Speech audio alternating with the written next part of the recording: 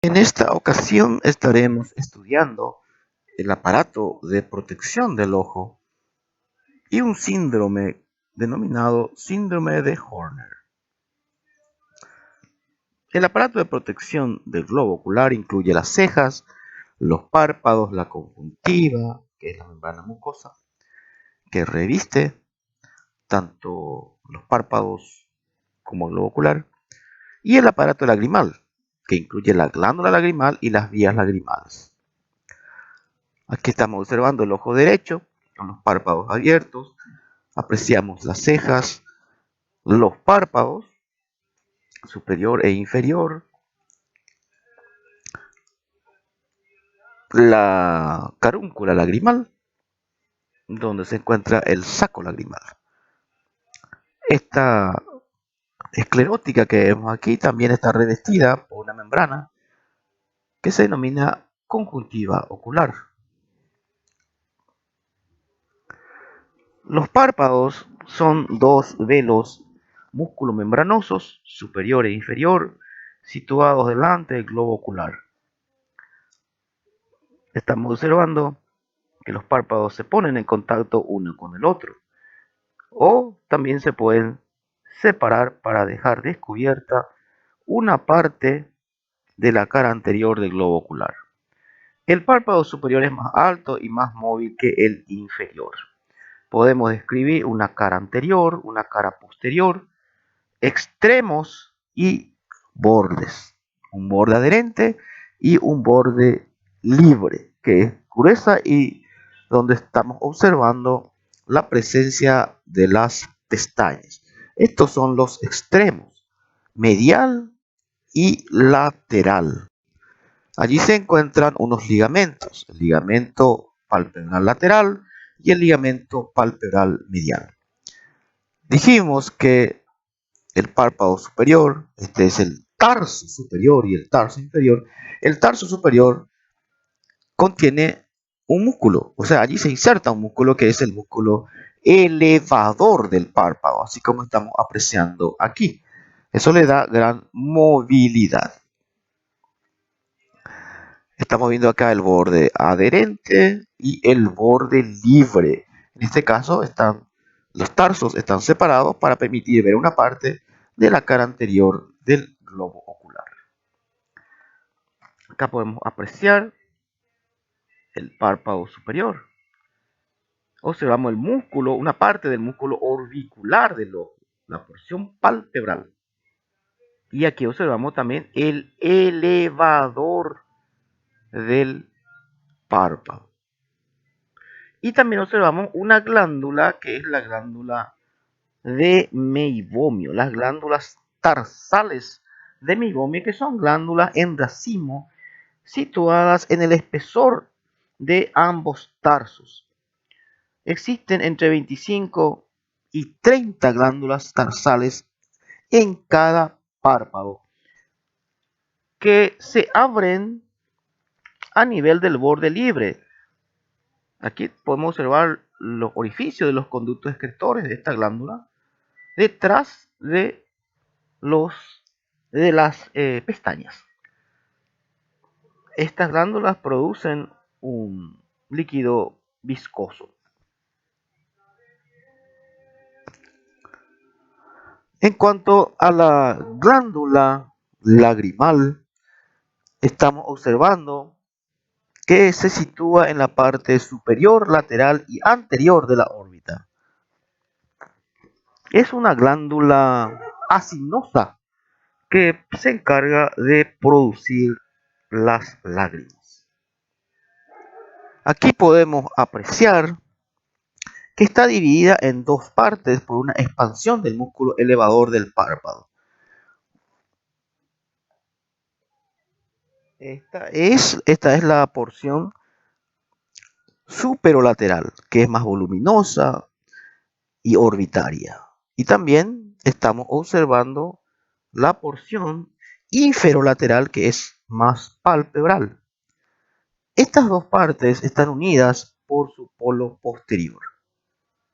La porción orbitaria está aplicada en forma transversal por su cara superolateral contra la fosa lagrimal de la órbita. La porción palpebral más pequeña ocupa la parte superior, superolateral más bien, del párpado superior. Acá estamos observando sus conductos excretores provenientes de los conductos excretores de la porción orbitaria atraviesan la porción palpebral para llegar al seno conjuntival.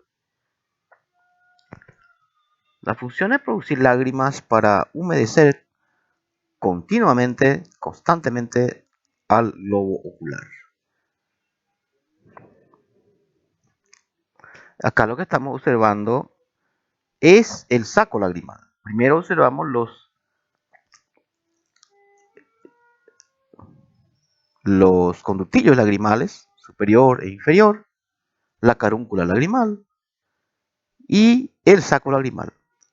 A partir de ahí tenemos el conducto lacrimonasal, que se continúa hasta abrirse a nivel del meato nasal inferior.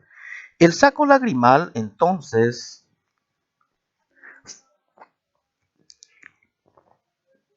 se sitúa en la órbita en el canal lacrimonasal a nivel del hueso lagrimal y una parte de la porción de la apófisis frontal del hueso maxilar.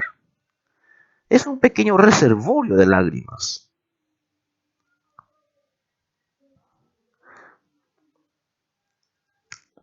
El conducto lacrimonasal que lo continúa se dirige hacia abajo, atrás y medialmente. Se abre en el meato inferior de las fosas nasales. El trayecto es bastante corto en realidad. Y esto está tapizado de mucosa. Aquí podemos observar de vuelta entonces la porción orbitaria y la porción palpebral de la glándula lagrimal. Y aquí observamos el saco lagrimal en la parte inferior y medial de la órbita y el conducto lacrimonasal o nasolagrimal, que es lo mismo. Así. Esto entonces es un reservorio que recoge las lágrimas que bañan, por así decirlo, al globo ocular y lo conducen a las cavidades nasales. En cuanto a la inervación de la glándula lagrimal, tenemos que recordar que hay un nervio lagrimal que es rama terminal del nervio oftálmico. Pero este nervio lagrimal del oftálmico, del trigémino, es un nervio sensitivo. Por otro lado, tenemos que recordar que existe un núcleo lagrimal a nivel de la protuberancia que es parte del nervio facial. Las fibras de las prolongaciones de este núcleo lagrimal salen o se prolongan a través del nervio petroso mayor. El nervio petroso mayor se une al petroso profundo y forma el nervio del conducto pterigoideo. Ese nervio del conducto pterigoideo termina en este ganglio, que es el ganglio esfenopalatino o pterigopalatino de Meckel. A partir de allí, a partir de esta segunda neurona, a través del nervio maxilar, sale de este nervio maxilar este nervio que es el nervio cigomático. Y el nervio cigomático se une al nervio lagrimal dentro de la órbita. Y de esta manera entonces las fibras provenientes de este núcleo lagrimal del facial llegan a la glándula lagrimal. Entonces la inervación funcional de la glándula lagrimal depende del nervio facial. Esto es lo que estábamos explicando. El petroso mayor se une al petroso profundo, que es simpático, porque proviene del plexo carotido interno, como podemos apreciar, y se forma aquí el nervio del conducto pterigoideo. Este termina en el ganglio esfenopalatino de Meckel, o pterigopalatino también se le llama. Y a partir de ahí sigue el camino del nervio maxilar y del nervio cigomático. Rama parasimpática y simpática a la vez, porque contiene fibras parasimpáticas provenientes del nervio facial, del núcleo lagrimal, y también contiene fibras simpáticas. Estos se anastomosan en realidad con el nervio lagrimal. No es que llegan por separado. En el anterior dibujo se observaba mejor eso. Aquí, la anastomosis que existe entre el nervio lagrimal y el nervio cigomático. Así se inerva entonces la glándula lagrimal desde el punto de vista vegetativo.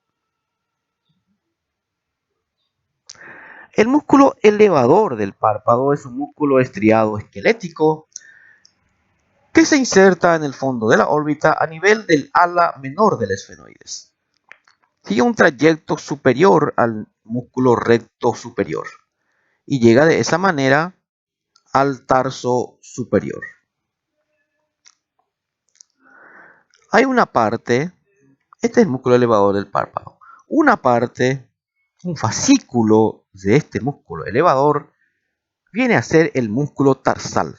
El músculo tarsal de Müller es un pequeño fascículo, pero en realidad es músculo liso. Es casi indistinguible del músculo elevador del párpado. Se inserta en el tarso superior, solo en el tarso superior. Y tiene una inervación también diferente al elevador del párpado. El elevador del párpado, estas fibras de músculo estriado esquelético, están inervados por el nervio oculomotor, tercer nervio craneal. Sin embargo, el músculo tarsal de Müller está inervado por fibras simpáticas a través de los nervios ciliares. ¿Cuál es la función de este músculo? Es la de mantener el párpado superior abierto de forma inconsciente, sobre todo en las situaciones de alerta. Permite entonces que los párpados se eleven y pueda exponerse gran parte de la cara anterior del globo ocular. Aquí podemos distinguir de vuelta el recto superior y por encima el elevador del párpado, que llega aquí al tarso superior. Aquí distinguimos de vuelta el elevador del párpado y esta porción, este fascículo, se denomina músculo tarsal de Müller, inervado por fibras simpáticas. Así como lo es, por ejemplo, el músculo radiado del iris. El síndrome de Horner. Fíjense la diferencia en la apertura palpebral del ojo derecho y del ojo izquierdo. Aquí hay una caída leve del párpado superior. Esto ocurre por lesión simpática de los nervios simpáticos que llegan al iris y al músculo tarsal de Müller. También podemos distinguir una diferencia entre la pupila derecha y la pupila izquierda. La pupila izquierda está contraída, es decir, hay una contracción del músculo circular del iris que está inervado por el oculomotor. Esto se denomina miosis.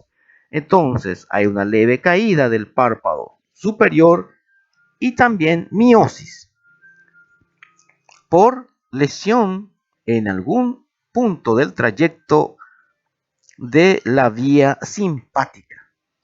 Aquí tenemos un ejemplo, un tumor del vértice pulmonar derecho. Aquí está afectando al ganglio cérvico-torácico. Recuerden ustedes que la primera neurona de la vía simpática se encuentra en el asta intermedio lateral de la médula espinal. Sale junto, la prolongación sale junto a la raíz anterior o motora del nervio espinal y de ahí pasa por el ganglio estrellado o cérvico-torácico. y por el asa subclavia. Luego asciende por el ganglio cervical medio y hace sinapsis con la neurona postganglionar en el ganglio simpático cervical superior. Entonces, una lesión a nivel del ganglio cérvico-torácico interrumpiría esta vía simpática. Es lo que está ocurriendo en este ejemplo. Por lo tanto, el músculo radiado del iris y el músculo tarsal de Müller quedan sin su inervación. Por eso ocurre el síndrome de Horner. También podría ser una lesión a nivel del ganglio simpático cervical superior, donde se encuentra la neurona postganglionar o la segunda neurona de esta vía. Pero en este ejemplo, la destrucción del ganglio cérvico-torácico produce, fíjense aquí, el síndrome de Claude-Bernard-Horner. Ptosis palpebral, que significa descenso o caída del párpado superior, no totalmente, y la miosis, que es la disminución del tamaño de la pupila por contracción del músculo circular del iris que está inervado por el nervio oculomotor, tercer nervio craneal.